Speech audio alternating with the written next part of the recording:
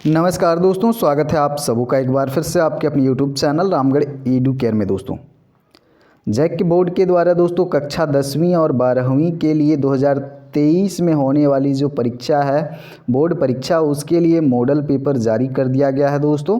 और ये जो मॉडल पेपर होते हैं एकदम रामबाण की तरह काम करते हैं दोस्तों आपके बोर्ड एग्ज़ाम में। तो इनको अच्छे से प्रिपेयर कर लेना है, चाहे आप 10th के विद्यार्थी हो या 12th के विद्यार्थी हो। हालांकि हमारे चैनल पे 10th 12th के स्टूडेंट नहीं है, तो बीएड वालों से रिक्वेस्ट करेंगे तो वीडियो को शेयर करेंगे ज़रूर, ठीक है। यहाँ जितने भी सब्जेक्ट हैं दोस्तों, 10th के जितने भी सब्जेक्ट हैं सभी के आपको ऑब्जेक्टिव और सब्जेक्टिव के सॉल्यूशन यहाँ पर करवाने वाला हूँ। साथ ही साथ 12th क्लास के जो आर्ट्स ग्रुप के हैं, साइंस ग्रुप के हैं और कॉमर्स ग्रुप के हैं, सभी के लिए यहाँ पर ऑब्जेक्टिव और सब्जेक्टिव सभी टाइप के क्वेश्चन, जितने भी इंपॉर्टेंट क्वेश्चन हैं सारे आपको करवाने वाला हूँ एक एक करके। तो आप लोग को चैनल के साथ बने रहना होगा, थोड़ा सपोर्ट करना होगा दोस्तों। आज के क्लास में हम लोग फिज़िक्स, क्लास 12th का जो फिज़िक्स है, इसका जो ऑब्जेक्टिव क्वेश्चन है, जितने भी ऑब्जेक्टिव क्वेश्चन है, इंपॉर्टेंट ऑब्जेक्टिव क्वेश्चन जो सेट 1 जारी किया गया है, ठीक है, इनको करवाने वाला हूँ। इसके बाद में इसके सब्जेक्टिव करवाऊँगा, फिर बायोलॉजी, केमिस्ट्री, उसके बाद जो अदर सब्जेक्ट हैं उनको भी करवाऊंगा बारी बारी से, ठीक है। तो यहाँ पर ध्यान से देखिए और हर एक सॉल्यूशन को ध्यान से सुनिए, ठीक है। और इसको अगर पीडीएफ लेना है तो आप लोग डाउनलोड कर सकते हैं ऑफिशियल साइट पे जैक के, या फिर मेरे टेलीग्राम चैनल में उपलब्ध है पहले से ही। तो चलिए स्टार्ट करेंगे जल्दी से। आज का जो हमारा क्लास है वो भौतिकी फिज़िक्स के ऊपर है। 35 क्वेश्चन रहेंगे आपके ऑब्जेक्टिव में, 35 क्वेश्चन रहेंगे सब्जेक्टिव में, ठीक है। तो चलिए शुरू करते हैं बिना टाइम को वेस्ट किए हुए। पहला क्वेश्चन देखेंगे, the number of electrons for 1 coulomb of charges, ठीक है। एक कूलम चार्ज में दोस्तों कितने इलेक्ट्रॉन्स होते हैं? तो 6.25 × 10⁻18 इलेक्ट्रॉन होते हैं दोस्तों एक कूलम चार्ज में, याद रखिएगा, इंपॉर्टेंट क्वेश्चन है। नेक्स्ट क्वेश्चन देखिए, कूलम के नियम से, कूलम्स लॉ ऑफ इलेक्ट्रोस्टैटिक्स से रिलेटेड है। There are 2 charges +1 micro coulomb and +5 micro coulomb, the ratio of the forces acting on them. ध्यान दीजिएगा, चार्जेज जो होते हैं 2 तरह के होते हैं, ठीक है, पॉजिटिव चार्जेज और नेगेटिव चार्जेज। अगर पॉजिटिव चार्जेज रहते हैं तो एक दूसरे को क्या करते हैं, रिपेल करते हैं, एक दूसरे को रिपेल करते हैं। यानी कि ये जो है इसको रिपेल करेगा, ये इसको रिपेल करेगा। तो आपको यहाँ पर दिख रहा है कि दोनों जो चार्जेज हैं दोस्तों पॉजिटिवली चार्ज हैं, ठीक है। तो दोनों एक दूसरे को रिपेल करेंगे। यानी कि यहाँ जो फोर्स होगा, फोर्स का जो रेशियो हमको पूछा है, ठीक है, तो ये क्या होगा, ये जो फोर्स है दोस्तों कूलम का, आपको पहले पता होगा कि यहाँ कांस्टेंट होता है, फिर Q1 Q2 अपॉन R² होता है। Q का वैल्यू यहाँ पर 1/4πε0 होता है, या फिर इसी को हम लोग 9 × 10⁻9 लिखते हैं, आप लोगों को पता है, ठीक है। तो यहाँ दोनों सेम चार्जेज हैं तो एक दूसरे को रिपेल करेंगे। यानी कि फोर्स जो है दोस्तों दूसरे चार्ज पे पहले फोर्स के कारण और पहले फोर्स पे दूसरे फोर्स के जो कारण जो फोर्स लगेगा, ये दोनों क्या होंगे, इक्वल होंगे, ठीक है, इक्वल होंगे, इतना तो आपको पता है। तो आप इसका अलग अलग भी निकाल सकते हैं, या फिर इसका डायरेक्ट अगर रेशियो निकालना है तो डायरेक्ट, अगर हम रेशियो निकालें तो डायरेक्ट रेशियो भी निकाल सकते हैं, ठीक है। अगर F12 निकाले और F21 का रेशियो हम निकालें तो क्या होगा दोस्तों, K × Q1 Q2 होगा। तो Q1 यहाँ पर 1 × Q2 हो जाएगा 5, और नीचे हो जाएगा R², दोनों का सेम रहेगा।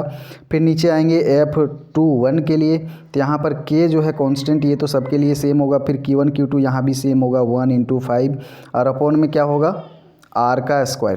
देखिए जितने भी क्वांटिटीज़ हैं ये K तो कैंसिल हो जाएगा, ये 1 × 5 5 हो जाएगा, ये भी कैंसिल हो जाएगा, नीचे R² भी कैंसिल हो जाएगा, सब कैंसिल होके बचेगा 1। इसीलिए दोनों फोर्स जो होंगे, दोनों जो एक्ट करेंगे, दोनों का जो रेशियो होगा दोस्तों 1:1 होगा। 3 capacitors each of capacity C are added in series connection. देखिए सीरीज़ कनेक्शन में कनेक्ट किया गया है कैपेसिटर को, सीरीज़ में कैपेसिटर को सीरीज़ में कनेक्ट किया गया है दोस्तों। तो सीरीज़ में क्या होता है फॉर्मूला, सीरीज़ में क्या होता है, सीरीज़ में कैपेसिटर को ऐड करना है तो 1/C1 plus 1/C2 plus 1/C3, जितने नंबर ऑफ कैपेसिटर रहेंगे ये बढ़ता चला जाएगा सीरीज में। रसिस्टेंस का उल्टा होता है, रसिस्टर का उल्टा होता है कैपेसिटेंस के केस में। तो इसमें आप वैल्यूज़ रखिएगा, सभी कैपेसिटर्स के जो वैल्यू हैं सी है, कैपेसिटेंस जो है सी है, तो C1 के जगह भी सी रखेंगे, यहाँ भी सी, यहाँ भी सी, और इसको सॉल्यूशन करेंगे दोस्तों तो क्या होगा हमारा 1/C इज इक्वल टू हो जाएगा 3/C। इसको पलटिएगा, सी चाहिए हमको तो C/3 हो जाएगा। ऑप्शन देखिए यहाँ पर सी वाला करेक्ट आंसर हो जाएगा। नेक्स्ट देखेंगे, if a hollow spherical conductor be charge positively. देखिए एक होलो स्फेरिकल कंडक्टर है, positively charge, then the electric potential will be. Electric potential क्या होगा इनसाइड, अंदर में, जो होलो स्फेरिकल कंडक्टर है उसके अंदर में।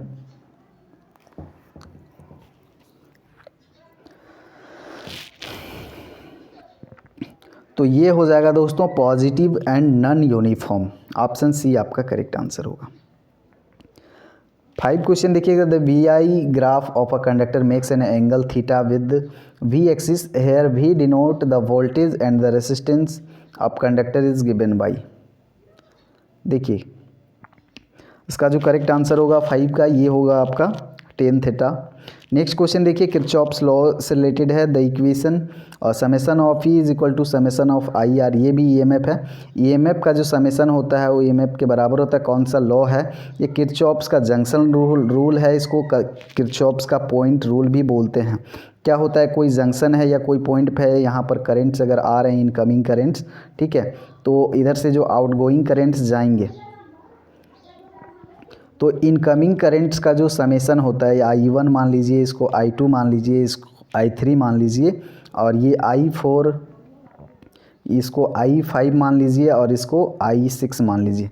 तो इनकमिंग करंट या इनकमिंग ईएमएफ, करंट या ईएमएफ दोनों के फॉर्म में हम लोग ले सकते हैं।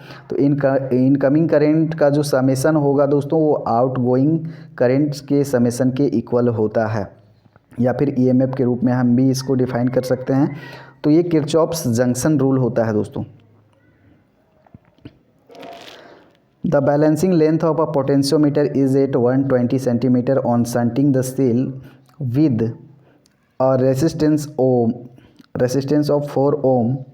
The balancing point shift to a length of 60 centimetre, then find internal resistance. Potentiometer आपने पढ़ा होगा तो ज़रूर आप इसका आंसर कर पाएंगे। कैलकुलेशन कीजिएगा, 4 ओम आंसर आएगा आपका। Identify the condition under which the force acting on charge moving uniform magnetic field is maximum.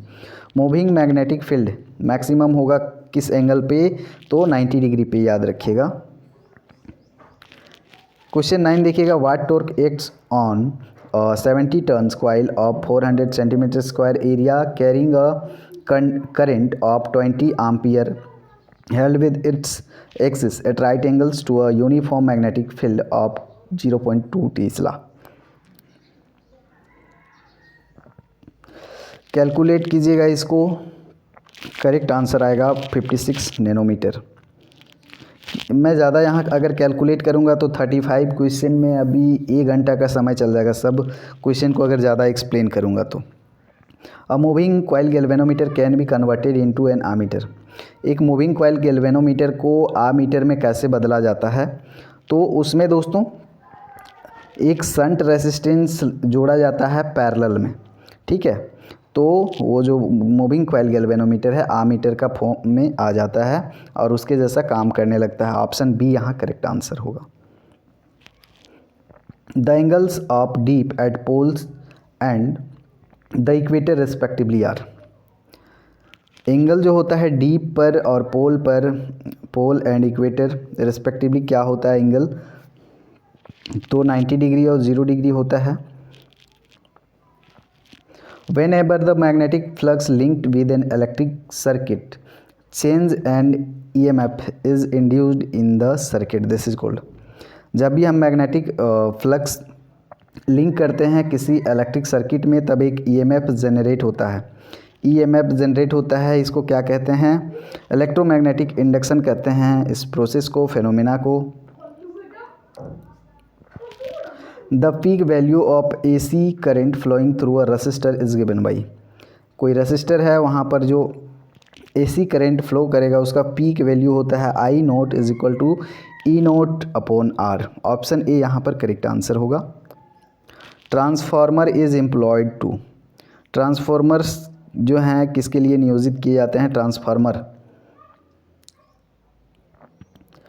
तो ये जो है दोस्तों obtain suitable AC voltage, suitable AC voltage प्राप्त करने के लिए एम्प्लॉयड किए जाते हैं।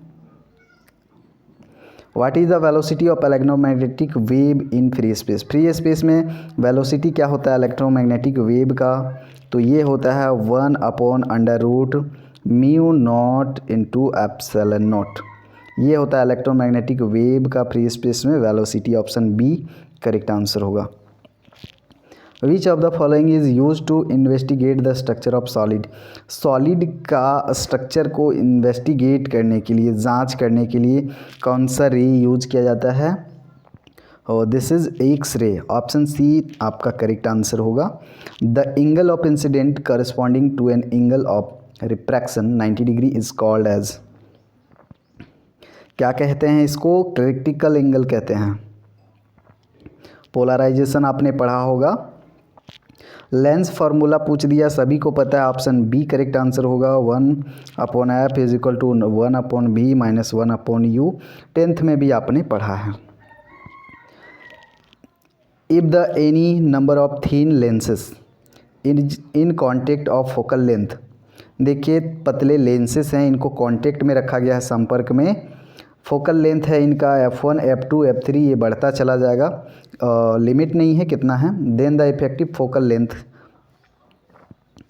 Of the combination is given by, तो जो कॉम्बिनेशन बनेगा दोस्तों उसमें जो इफेक्टिव फोकल लेंथ होगा क्या होगा, ठीक है, वो होगा 1/f is equal to 1/f1 plus 1/f2। ये बढ़ता चला जाएगा जितने भी लेंस रहेंगे उस हिसाब से। The angle of deviation depends on, angle of जो डेविएशन रहता है किस पर डिपेंड करता है, तो एंगल ऑफ रिफ्रैक्शन पे डिपेंड करता है। अ double slit interference experiment is carried out in air and the entire arrangement is dipped in water, the fringe width, fringe width क्या होगा, एक डबल स्लिट एक्सपेरिमेंट आपने पढ़ा है, ठीक है। Is carried out in air, entire arrangement is dipped in water, और जो पूरा का पूरा अरेंजमेंट है उसको पानी में डुबो दिया जाता है, तो फ्रिंज विड्थ क्या होगा, तो फ्रिंज विड्थ क्या होगा दोस्तों, ये घटेगा, डिक्रीज करेगा। The wave front due to a source situated at infinite is, wave front due to a source, कोई सोर्स के कारण एक वेव फ्रंट बन रहा है, ठीक है। सिचुएटेड जो कि सोर्स है, सिचुएटेड एट इनफाइनिटी इज, तो वेव फ्रंट कैसा बनेगा, वेव फ्रंट कैसा बनेगा ये आपको बताना है। स्फेरिकल बनेगा, सिलिंड्रिकल, प्लेनर और या फिर सर्कुलर बनेगा। तो वेव फ्रंट सिलिंड्रिकल बनेगा। अगर सोर्स को हम इन्फिनिटी पे रखते हैं तो जो वेव फ्रंट है वो सिलिंड्रिकल शेप का बनेगा। The phenomena of interference is based on, interference का जो फेनोमेना है किस पर बेस्ड है, इंपॉर्टेंट क्वेश्चन है दोस्तों। ये बेस्ड है कंजर्वेशन ऑफ एनर्जी पर। आगे देखिए the charge of photo electron, photo electron का चार्ज कितना होता है। फोटो इलेक्ट्रॉन का चार्ज सभी लोगों को पता होगा। फोटो इलेक्ट्रॉन का चार्ज जो होता है दोस्तों वो होता है, यहाँ पर नन ऑफ दीज होगा, ठीक है, नन ऑफ दीज होगा। ऑप्शन डी यहाँ पर आपका करेक्ट आंसर होगा। चलिए आगे देखते हैं। The strength of photo electric current depends upon, strength of photo electric current, photo electric effect आपने पढ़ा होगा तो ज़रूर आंसर कर पाइएगा इसको। इंटेंसिटी ऑफ इंसिडेंट रेडिएशन, जो फोटो इलेक्ट्रिक करेंट है वो डिपेंड करता है intensity of incident radiation. De Broglie wavelength of a body of mass m and kinetic energy is E is given by, देखिए डी ब्रोगली जो wavelength है वो किसी भी बॉडी का जिसका मास m है, काइनेटिक एनर्जी E है, तो क्या होगा डी ब्रोगली वेवलेंथ। तो ये होगा ऑप्शन ए H/√2mE। आगे देखेंगे Rutherford's experiment suggested that the size of the nucleus is about. Rutherford experiment ने सुझाव दिया है कि न्यूक्लियस का जो आकार है, साइज़ है, कितना है, तो ये है आपका 10⁻⁻15 मीटर टू 10⁻⁻14 मीटर के रेंज में। ऑप्शन सी यहाँ पर करेक्ट आंसर होगा। Which of the following spectral series falls within the visible range of electron. देखिए spectral series falls within the visible range, कौन सा सीरीज है visible range में गिरता है इलेक्ट्रोमैग्नेटिक वेव के। Lyman series, Balmer, Paschen, Pfund. यहाँ पर लीमन सीरीज जो है दोस्तों विजिबल रेंज में गिरता है। Radio active nucleus emits a beta particle, the parents and daughter nuclei are. Radio active nucleus से बीटा पार्टिकल्स निकलते हैं, जो पेरेंट्स और डॉटर न्यूक्लियाई होंगे वो क्या होंगे आइसोटॉप्स, आइसोटॉन्स, आइसोमर्स, आइसोबार्स। तो ये होंगे आइसोबार्स। नेक्स्ट देखेंगे the radius of a spherical nucleus as measured by electron scattering is 3.6 FM। What is the mass number of nucleus mostly likely to be. Correct answer हो जाएगा इसका 27। इन reverse biasing, reverse bias कर रहे हैं अगर तो क्या होगा, large amount of current flow होगा, नो करंट फ्लो होगा, potential barrier across junction increase होगा, डिप्लीशन लेयर रेसिस्टेंस जो है इंक्रीज करेगा। तो potential barrier across junction increases. Reverse biasing में क्या होता है, potential barrier across junction increases. To obtain P type silicon semiconductor we need to dope pure silicon with. देखिए P टाइप सेमीकंडक्टर और N टाइप सेमीकंडक्टर आपने पढ़ा होगा, तो यहाँ पर बताइएगा we need to dope pure silicon with. Pure silicon के साथ में हम लोग क्या डॉप्ट करेंगे, क्या मिक्स करेंगे कि हमें P टाइप सिलिकॉन सेमीकंडक्टर मिलने वाला है। तो aluminium in semiconductor which are responsible for conduction. Semiconductor में कंडक्शन के लिए रिस्पॉन्सिबल कौन होता है, तो इलेक्ट्रॉन एंड होल दोनों होते हैं, याद रखिएगा। इन full wave rectifier input AC current has a frequency भी नहीं होगा, फ्रीक्वेंसी को म्यू से लिखा जाता है, बी यहाँ टाइप किया हुआ। The output frequency mu of a current is भी ही टाइप किया गया है, तो क्या होगा देखिए, in full wave rectifier input AC current has a frequency भी, the output frequency of current is. Output frequency क्या होगा करंट का, तो यहाँ पर नन ऑफ दीज हो जाएगा, कोई नहीं होगा इनमें से। तो ये था दोस्तों फिज़िक्स का। नेक्स्ट आपका बायोलॉजी का आएगा, उसके बाद में आर्ट्स वाले जो सब्जेक्ट हैं कॉमर्स वाले उनके भी आएंगे, साथ ही साथ 10th वाले के भी आएंगे। तो आपको बने रहना होगा, सपोर्ट करना होगा। धन्यवाद।